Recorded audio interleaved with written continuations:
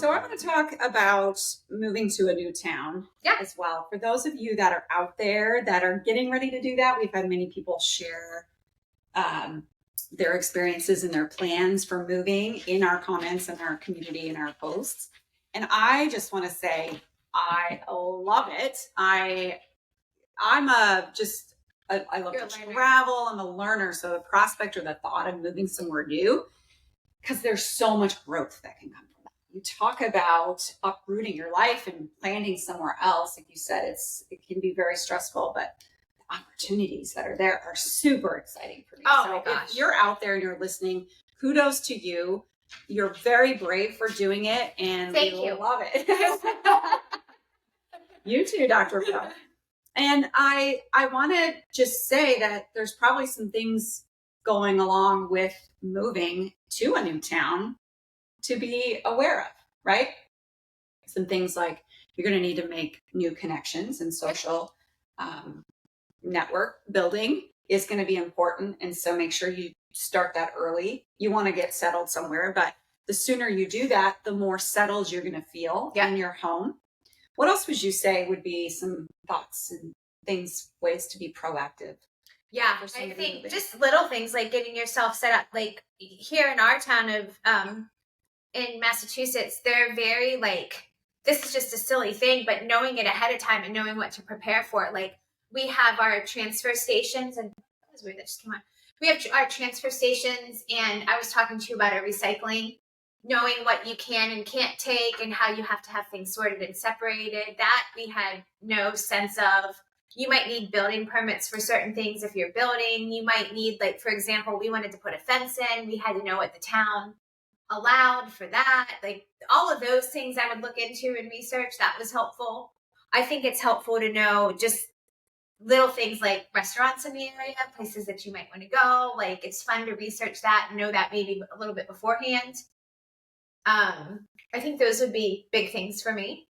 Yeah, I love that. And I think along with that, because we talked about the opportunity, there is inevitably going to be, it's going to feel like a stretch. At some point, you're going to maybe miss home, maybe question your decision, wonder why exactly you did it. So just, I think preparing for that and knowing that that's normal. Yes. Is, when you're in it, then you can just say, hey, I've just hit the rough spot, and we're going to get through it. And it's going to be okay. It's going to be okay.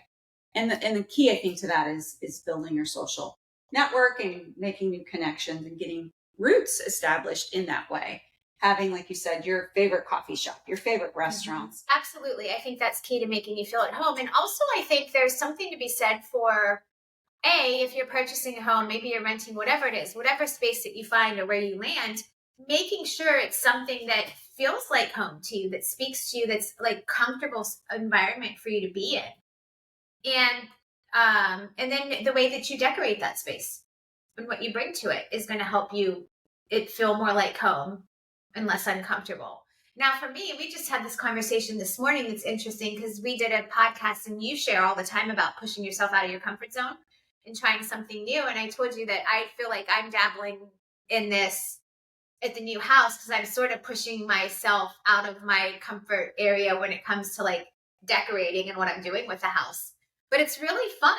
And I feel like it's maybe bringing something new to me for the table, even just emotionally and growing me in ways. I don't know, like a metaphor for that. I don't know if that makes sense. Yeah, I think it's exactly that. I think it's a metaphor for the phase of our life where we get to reimagine, recreate, rediscover, redesign. It's a clean slate moving into a new home, even if it's a not a brand new home. It's an older home, whatever. And it's new to you, and it gets to be what you make of it. So yeah,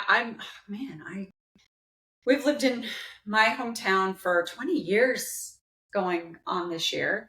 And can you believe it's not my 20 years? I guess it's not my hometown. It's not where I grew up, but it's where we've planted our roots and our practice and our growth through our family. No, that's the thing. Time is just so relative, and 20 years, although it sounds like a long time, it really didn't feel that, it took that long to get there. So, but the thought of moving, I can't wait. I just don't know. I think some challenges that people have in our age group, though, is moving and then having the kids come back home. Yeah. So you still need the place for that. You want to encourage them to spend time with you, maybe bring their new families as well. Balancing that with like, do we need all this space, or do I want to move somewhere closer to warm weather? Like, what's my dream, and where should I go? And I think I'm here to tell you, and I wonder if you agree, do what it is that you're being called to, that your dream is. The kids will adjust, right? Yeah. Your kids will adjust. They'll acclimate. Home is just the family. It's the people. It isn't the place. It isn't the structure so much, although I'm sure you have some great memories where you raised your kids. But just, I don't know, whenever possible, just err on that daring, that brave side. Go experience something new. Sure. I think it can be however you choose to define it. I have friends and know people at all different. Some people want to stay in the home where they raise their kids. They're comfortable there. They have great memories. They love it. They want to have that space for their kids to come back to. I have people like me who have moved, but have moved into an area that's still close enough that when the kids come home, they can see old friends, but it's new and it's changed up, but there's also space for them. In space, if we have grandkids, we can be here for a very long time.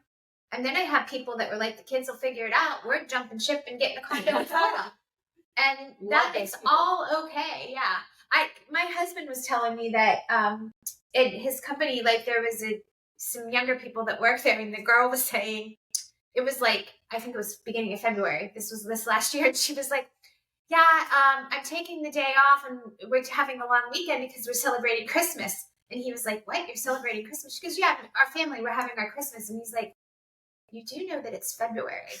And she goes, yeah, but she's like, we're out of the house now. Me and my brothers are in like our early 20s.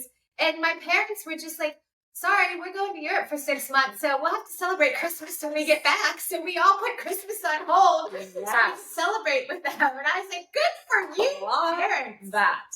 And then you have the kids, a different story. Like, this is a flip script where many of us are like, oh, why aren't our kids coming to us? The kids are like, they're dead. We're waiting to see them. But my point is, that's off topic of a move. It can be whatever you want it to be, you know? Yeah. And I mean, there's another example of the kids, because mom and dad, mom in particular has her own thing going on.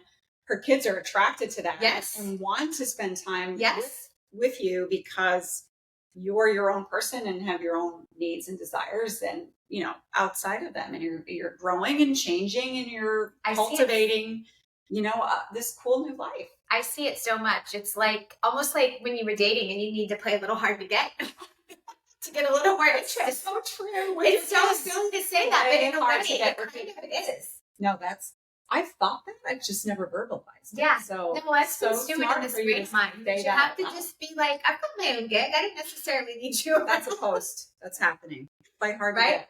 Yeah, play a little hard to get. And live your own best life. Like, be comfortable in your own skin. Yeah, don't make it a game. It's not a purposeful. No, it's not a manipulation. It's just have it be the truth. Yeah. Have it be, you're a little busy. Your schedule's a little full. I'll have to check my schedule over you. Okay, I mean, these are, right? Like, I'm teasing, but it's in jest, but also to some extent, like.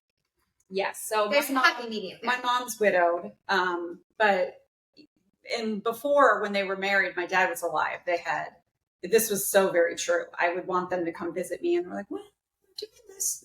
We'll come visit. But you'd stay for this long, you know, and I was just happy for them. More than anything, your kids want to see you happy. Absolutely. They really do.